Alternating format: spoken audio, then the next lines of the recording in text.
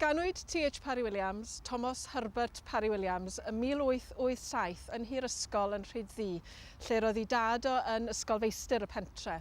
Thomas oedd yr ail o 6 o blant, oedd un chwaer Blodwen yn hŷn na fo, a 3 brawd ac un chwaer yn iau. Pan oedd Thomas yn 11 oed, mi ddechreuodd o fynd i'r ysgol uwchradd yn nhre Porthmadog.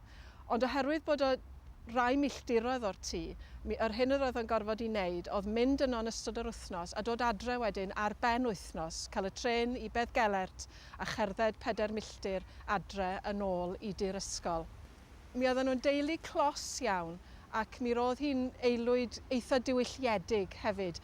Yn ddiweddarach, mi nath tad Sir Thomas, Henry Parry-Williams, gael llawer iawn o ysgolheigion Celtaidd draw i aros yn Hiraysgol ac oedd o'n dysgu Cymraeg iddyn nhw. Felly mi oedd y syniad yma o ddisg yn bwysig iawn yn y cartre.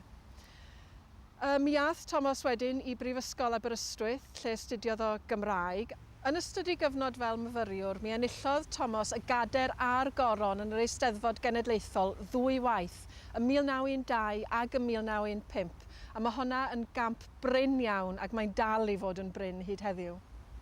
Yn dilyn astudio yn Aberystwyth, mi aeth ymlaen i Rhydychen ac i Freiburg yn yr Almaen a hefyd y Sorbonne ym Mharis, a gath o'i benodi wedyn yn athro y Gymraeg ym Mhrifysgol Aberystwyth yn 1920.